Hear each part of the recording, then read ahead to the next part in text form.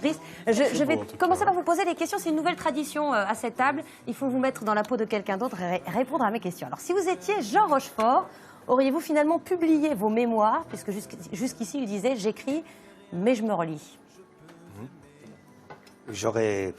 Vous me demandez des trucs bizarres, un soir de relâche. Voilà. J'ai lu une interview où il a été... Sa vie a été bouleversée par la lecture de Céline. Comme je viens ici pour parler du voyage au bout de la nuit, On va en parler. voilà encore une complicité avec Rochefort. Vous savez, il a dit dans le Figaro Magazine, ma vie a été bouleversée par la lecture de Céline. Donc, je viens jouer Céline, donc très bon. Allons-y. Si vous étiez Claude Lelouch, auriez-vous attendu 40 ans pour faire rejouer Johnny dans l'un de vos films? Alors, le lien avec Céline. Non, voilà, non. Johnny Hallyday. Ça devient plus compliqué. Oh, je peux pas répondre, Bon. réellement. Alors, attendez. Si vous étiez patron de France 2, auriez-vous déprogrammé les femmes du 6e étage pour les tontons flingueurs hier soir? Qu'est-ce qu'ils ont fait? La vraie question. Qu'est-ce qu'ils ont fait comme score? Ils ont Ça a cartonné. cartonné.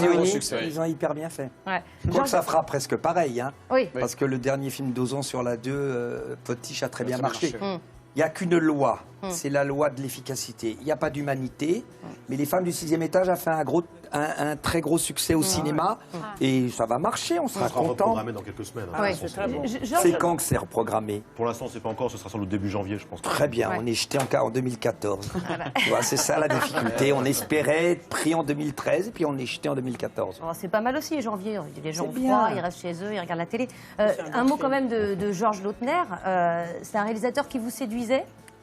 Ben moi j'aime Audiard, Oui. et j'aime Audiard même quand c'est lui qui réalise. Ouais. Parce que c'était pas bien fait, c'est ça qui est formidable. C'est vrai? Il s'en foutait complètement. Puis Audiard, il a un point commun, le mec très obsessionnel. Il avait l'envie de mettre en scène le voyage au bout de la nuit au cinéma. Et puis ça a résisté. Jean-Luc Godard a voulu faire le voyage au bout de la nuit au cinéma. Ça a résisté. Abel Gance a voulu mettre en scène le voyage au bout. Ça a résisté. Comment se fait-il qu'un livre résiste à Abel Gance, à Jean-Luc Godard et à Audiard? Là, c'est une question pas passionnante, mais intéressante. Et j'aime beaucoup Audiard, oui, bien sûr. Et c'était un célinien. Ouais. Mais alors, le Langage célinien par parlé, essence. l'argot, tout ça, c'est quelque Oui, chose qui si vous... on résumerait en réduisant Céline à l'argot, c'est évidemment pas de l'argot, hein, Céline. On Sinon, le ce réduit serait- pas, mais c'est vrai que c'est quelque chose, en tout cas, qui l'a empêché d'avoir le prix Goncourt à une époque. Cette langue Non, mais passait vous pas très avez bien dit à ce moment-là. le coup de l'argot, mais c'est plus que de l'argot chez Audiard. Et alors, imaginez chez Céline. Alors justement, Céline, on va regarder et écouter Céline, c'était en 1961. Avec Max-Paul Fouché, non? Regardez. Quel est votre sentiment le plus familier? La haine, le mépris, le dégoût, l'amour, l'amitié, enfin quoi? Le travail. Je suis un pauvre travailleur, n'est-ce pas? Comme disait Descartes, je n'ai pas plus de génie que les autres, mais j'ai plus de méthode, n'est-ce pas? Moi, je n'ai qu'une méthode, c'est de prendre l'objet et puis de le fignoler. Vous comprenez? Le vice de cette civilisation petite, cette petite imitation de la civilisation grecque, c'est qu'elle veut faire tout très vite, n'est-ce pas? Alors, c'est un peu la chansonnette. Encore une autre, donne-nous encore une, hein, dis donc, je t'en prie. Ah, encore une, ah, j'en veux une, ah, m'en donner une bonne. Bon, ça, c'est de la connerie. Alors vous ne le regardez pas, mais vous l'écoutez, ça Bah, vous je fait connais par sourire. cœur. Vous connaissez sa voix, sa façon de parler, elle vous... Ben, je vous répondrai que je suis plus intéressé par l'œuvre littéraire Évidemment, que par lui. mais comme on regarde des images... Je connais par cœur tout ça, il ment constamment. C'est un énorme comédien, c'est un tempérament, une nature ahurissante, effrayante. Mais moi, ce qui m'intéresse, c'est l'effort littéraire. Quand est-ce que, quand il a, en 1930, décidé de passer de Toubib à l'écriture et qu'il a pondu le voyage, c'est cet effort littéraire que j'essaye de servir. Lui, c'est un personnage complètement dément. Alors évidemment, j'ai été chez lui, j'ai été à Meudon, j'ai été reçu par Lucette. C'est étonnant. Donc tout ça, c'est comme Léoto. Il y a aussi des grands qui avaient, des écrivains qui avaient un sens de la situation spectaculaire. Ils étaient très en avance à la Guy Debord. Ils savaient qu'il fallait aussi créer... C'est compliqué avec les grands génies, que ce soit Rimbaud ou Céline, c'est qu'on ne sait pas ce qu'il y a entre l'homme scandaleux, le problème Céline, et l'œuvre en tant que telle, ou Rimbaud, Verlaine, l'homosexualité, le hashish, le dérèglement.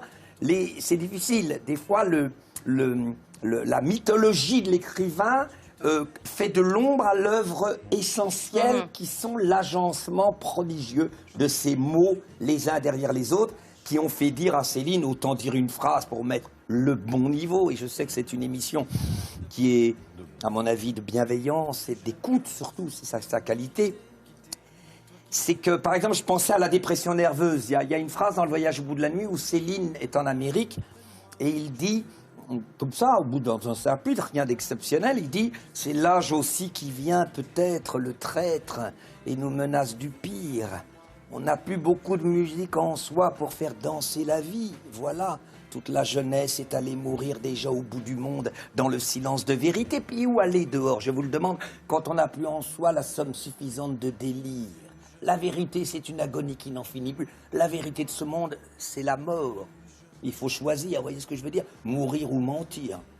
Bon, c'est comme ça, il y en a plein d'autres. Il y a la description admirable de l'enfant qui va mourir, Bébert. Hein, sur la face livide à Bébert dansotait cet infini petit sourire d'affection pure. Alors cet homme qui était apte à capter l'essence de la vie, l'essence des gens modestes, l'essence des pauvres, et ce même homme qui, quelques années plus tard, va devenir cinglé. Le paradoxe de Céline, le paradoxe. Une aptitude, la pauvreté, le médecin des pauvres, même si c'était une mythologie, mais le médecin des pauvres, la haine du riche, le problème après 33. Moi, j'ai eu une limite, après 33, un peu mort à crédit, puis après j'arrête. Ouais, vous ne voulez pas lire le reste. J'ai tout lu, mais j'ai arrêté là, comme effort littéraire.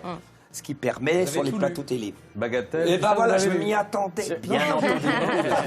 Mais bien sûr que je lis. Il y a des pages incroyables sur l'école communale. C'est incroyable. Toute la vie sépare l'école communale du lycée. Les uns sont de plein pied à l'origine dans l'expérience. Les autres seront toujours des farceurs. Escrocs d'expérience et d'émotion. Là, c'est l'attaque contre les intellectuels, tu vois ce que je veux dire. Le génie de Céline, c'est d'avoir capté le nerf de l'émotion. Et, évidemment, l'idéologie va très vite contre les technocrates. Vous savez que